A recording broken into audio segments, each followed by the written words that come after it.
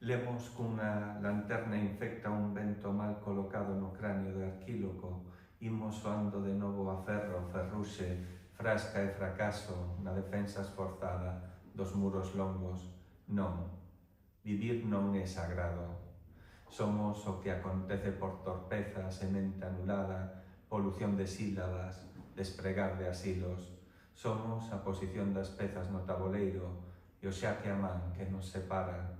Somos o teito, o pan e a pedra que se parten e ofrecen preguntas cunha tose difícil.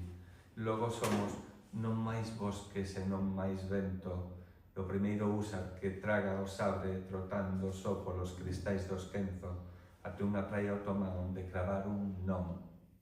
Somos o indicio probable de que ten habido porto, parto, partida e pranto. Somos de novo plexo dos principios en colleita de dúbidas e o pretexto para empregar en pardiñeiros altares o anverso da forma da palabra máscara.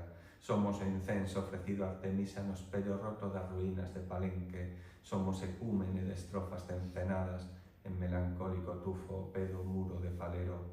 Somos o intercambio de resaivos entre Xandre e Darío nun nariz abandonado de Abu Dhabi, dendritas atrapadas nun verso cos cables cortados que, o paso do pensar, recían as sombras, os corpos e os camiños. Somos a escolla en escasa escoura dun domingo en parto de balas, onde permanecen fechadas as poucas vidas con escola o norte deste soño de San Peckinpah.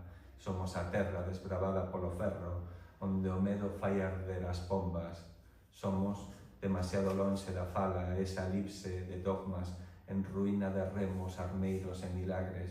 Somos a luz que un mal día resga o ceo e ama o pan de Angora do arroaz sagrado. Somos a rada que perdeu o oído entrar ao fondo da palabra ruza e a corda que se trenza en voz baixa a través da ferida furtada pronuncia paterna da palabra calma.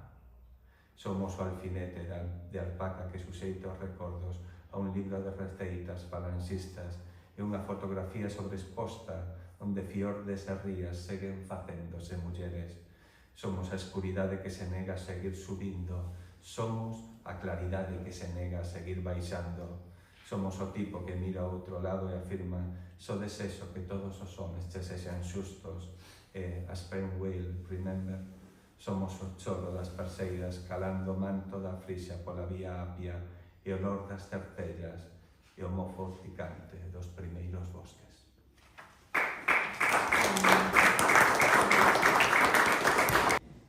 A luz da planta, a gota que a choiva deixou esa tarde entre unha e outra folla de iñán, a ondulación do bordo onde comeza a ser aire. Ninguén, aínda así, aínda aquí, coñece o noso segredo. A fibra que dentro do corpo estira os tecidos permanece invisible. O arco co que o planeta completa a súa órbita e segue dobrándose no seu desexo. A luz da planta, cando a luz de Venus chega ás nervaduras e a distancia se converte nun perfume. A linguaxe é unha gota de auga. Pode a palabra dicir dela o que nunca se dixo e milleiros de cantos apurarse dentro, milleiros de ollos como os meus que a viron soa, a última en evaporarse, lenta na velocidade que ten a vida de fuxir. A adquisición do sentido é metafórica, unha cuestión de tacto. Cando os ollos se debruzan no ceo e na terra ata verse así. Cando a ouvimos falar de nós, quieta, cristalina, a xoia que o día nos ofrece. Tomémola.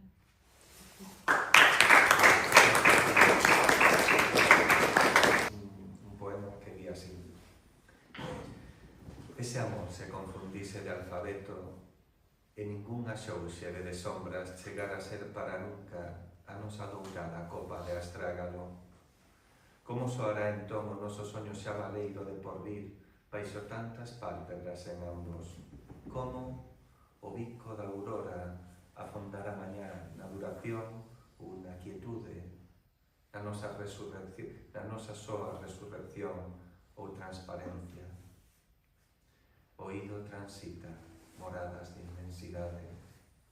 A ferida foi antes perfume pranto dun teu rostro para nunca visible a propia luz. Logo, falaches como mestra dos lugares, e o eterno foi alfabeto de nupcias, e a noite escuma de espellos como unllas en alto, e como a semelgos troncos de tenrura, bebemos algo doce e amargo, o sur.